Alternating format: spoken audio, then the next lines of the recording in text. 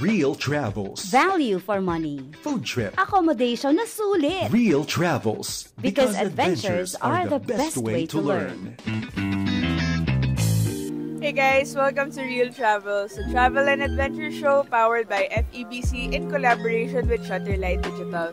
This is Shaira De La Peña, your travel host and buddy for today's video. And today guys, nandito pa rin tayo sa Urbis Tondo, La Union, the surfing capital talaga of the North. Kaya guys, samahan niyo ako sa aking day in the life and let's explore the things that we can do here. So yung mga activities na worth it gawin dito and yung mga sulit eats, yung mga affordable food na pwede natin talagang kainin here sa La Union na talagang masasarap. So yun guys, samahan niyo ako. Tara, let's go! So first things first guys, syempre magbe-breakfast tayo and we are going to Silong LU. Ayan, sa may Rada Hostel dito sa Urbis Tondo, La Union. Sabi nila this is one of the pinakasulit daw na breakfast spots dito sa La Union. So punta tayo doon sa Silong at tingnan natin bakit siya sulit. Tara, tara! Dito sa Silong Cafe, guys, ang mga pagkain dito actually is yung mga silog-silog. So, I think this is really a good place for breakfast. Kasi ang dami nilang mga iba't ibang silog. Pero ang sabi nila, ang bestseller daw nila dito, yung in-order talaga dito is yung kanilang pang silog. Which is only 120 pesos. Kaya super mura, guys, no? Super affordable. Tapos, tingnan nyo naman yung serving, guys. Hindi tinipid sa bangus at talagang napakalaki din ng kanilang egg. At ang bonus pa doon guys is meron pa silang free soup. At hindi siya yung soup guys na parang maliit yung free soup. Malaki talaga siya na soup guys. Kaya i-taste test natin to kung masarap ang kanilang pangsilog.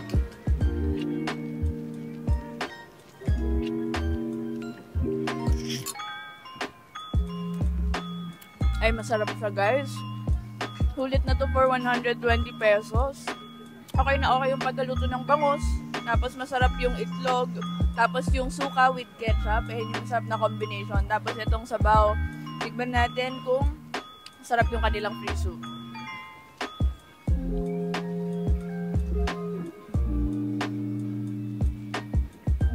Ay, ang sarap ng free soup nila guys, sinigang siya. So, super sulit na nito guys, for only 120. And not only that ito kasi 120.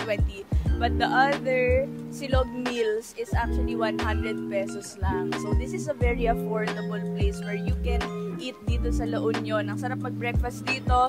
Tapos, ang maganda dito sa location, madaming mga iba pang mga murang kainan. At the same time, madaming coffee shop. So kung gusto mo magkape, after mo mag-breakfast dito ng silog, pwedeng-pwede ka magkape. Malapit dito lang. So right now guys, nandito na tayo sa dagat, no? Super nakaka-relax tong dagat dito and we're here at Urbis Tondo Beach, La Union. It's really super mainit talaga guys and summer talaga yung vibe ngayon. Pero super saya dito ngayon sa La Union kasi tingnan nyo naman guys, kahit summer, minsan may mga dagsanan tao dito lalo na kapag hapon. But it's early in the morning, that's why we see na wala masyadong mga tao around us. And ang maganda dito sa beach na to, here sa La Union is that very clean yung beach nila. Not only the sand, pero yung water guys, napakalinis ng water sa La Union. Walang mga kalat sa sand man yan o dito sa may shores. This is not your typical beach na, alam mo yon, medyo madaming mga kalat, tsaka madaming mga lumot. Nagulat ako guys kasi pagdating ko dito sa beach na to, napakalinis ng kanilang sand, hindi makalat, and yung waves nila guys, tsaka yung tubig dito sa likod ko ngayon. If makikita nyo, talagang blue siya guys. Tsaka wala din mga kalat. Nakakatuwa din mag-swimming dito. Kasi para lang siyang swimming pool guys. You can just go there, tapos walang mga bangkang haharang sa'yo or whatever. Talagang it's really a good beach for you and your family to try. It's actually 8 AM in the morning and nakikita natin dito sa likod ko. Saka dun sa dulo, may mga nagta-try mag-surfing. Kaya yun guys, maybe we should also try surfing. Kaya tingnan natin. So guys, dito sa Urbistondo Beach, since we are here in La Union, which is called the surfing capital of the North, syempre ang itatry natin dito guys right now is to try surfing. So yan guys, talagang nakakatuwa kasi every morning here sa La Union, you would see lots of surfers talaga. Isa sa mga pinakamagandang alon daw yung beach dito. Kaya tingnan natin guys kung maganda talaga yung alon and we will try surfing. Grabe guys, super sulit talaga dito mag-avail ng surfing lesson sa LU Classic kasi for only 600 pesos, meron ka ng 1 hour surfing lesson tapos meron talaga kayong makukuhang surfing instructor na very hands-on. Kaya kita nyo dito guys sa video, tinuturuan ako ng surfing instructor. First, yung mga kailangan gawin before we start surfing, yung tamang position, yung tamang placement of hands, paano tatayo sa surfboard. Kaya kahit medyo kabado ako, talagang sulit na sulit yung pag-try dito sa surfing.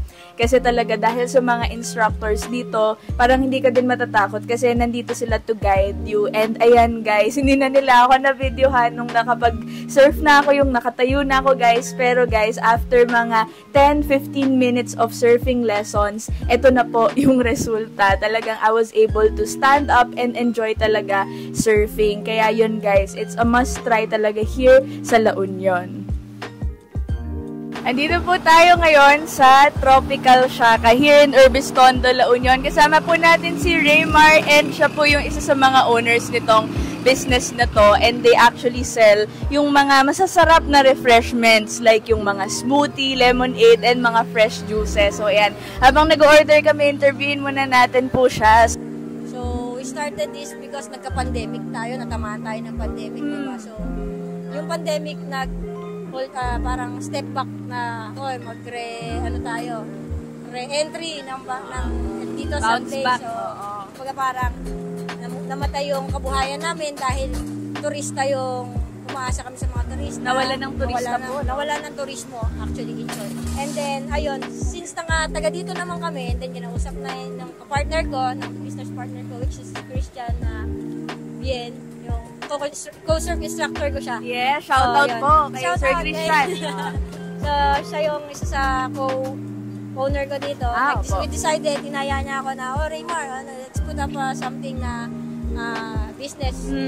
Kung hindi dahil sa mga locals dito, hindi mag-boom yung place at hindi magiging sikat yung surfing kung hindi dahil sa pakikisama nila sa mga guests. Wow. So, isa rin yun sa overwhelming na napifeel ng mga tao, yung hospitality ng mga taga-La Union, lalo na yung mga lokal.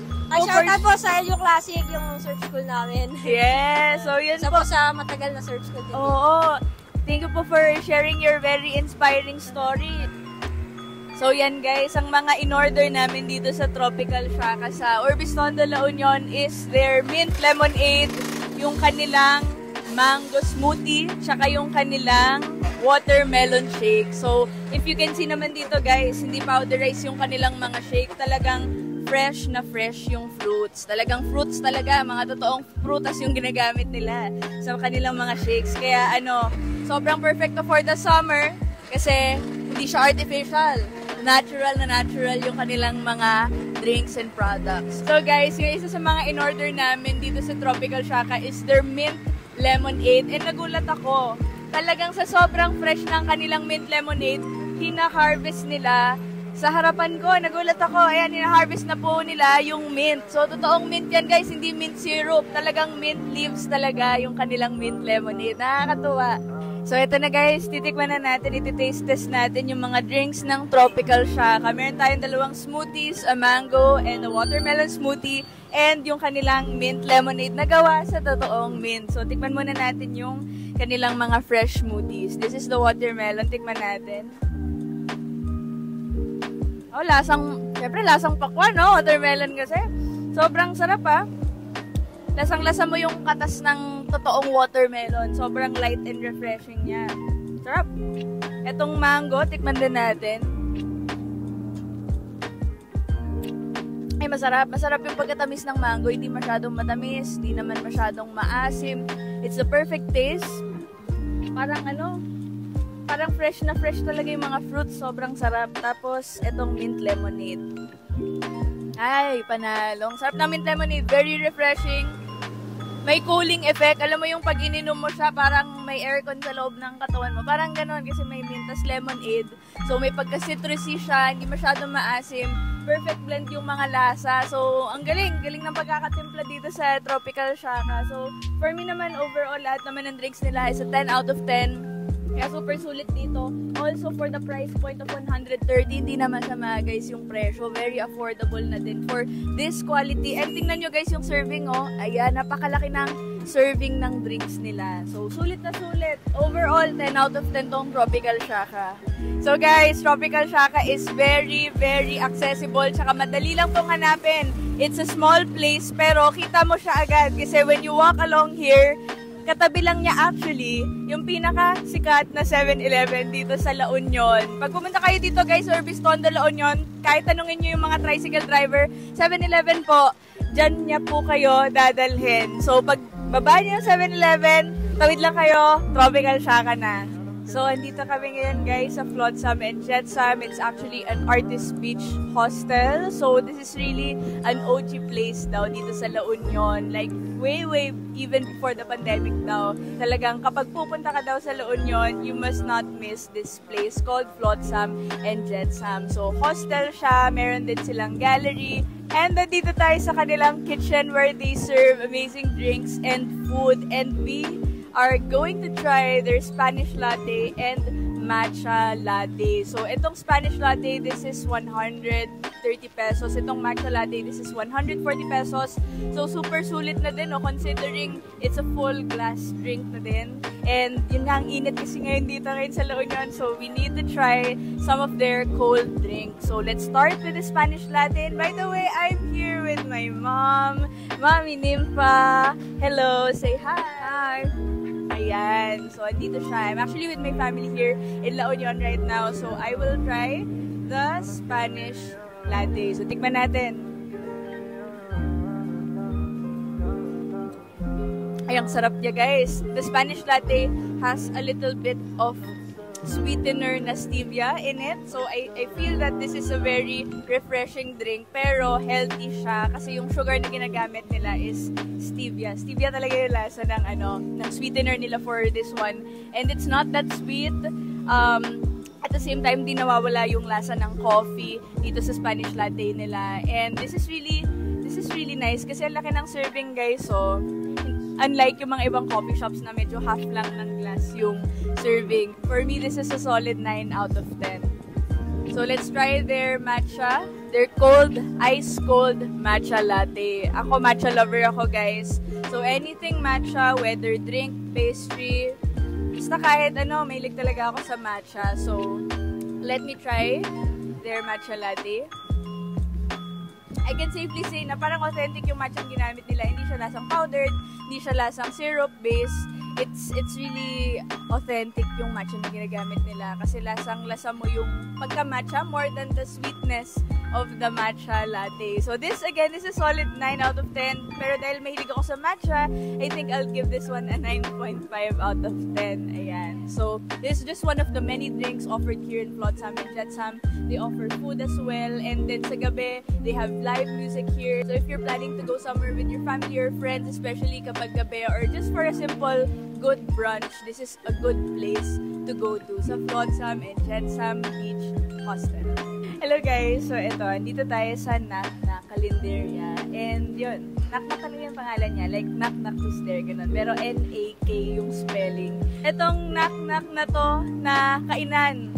Parang kalendarya lang by the 10th before. And then, right now, it's such a nice eatery na talaga, na talagang nag-earn na sila ng lugar. So yun guys, dumating na yung food. And ito yung mga in-order namin. Number 1 is the spicy buttered shrimp. Nagulat kami guys kasi tingnan nyo naman itong serving na to. Sobrang laki guys. Actually, pang mga group tong serving na to ng buttered shrimp for only 200 pesos. Sulit na. Ang daming shrimp guys. Tapos, meron din kaming in-order na crispy pork dinuguan. So, ang sarap guys. Crispy pork dinuguan. And then, chop suey. Para syempre, meron tayong gulay. Ayan. all under 1,000 pesos. For me, I think this is a sulit place na you can go to if you're traveling to La Union on a budget, but ayaw mo pa rin tipirin sarili mo sa food. So, sulit na sulit to. The serving, the taste, it's really good. Grabe guys, no, ang dami na natin napuntahan dito sa Urbis Tondo, La Union. So I hope you guys enjoyed, and that's it for this episode, for today's video guys. So always remember that adventures are the best way to learn. This is Shaira de la Peña once again, your host here in Real Travels, and I'll see you next week.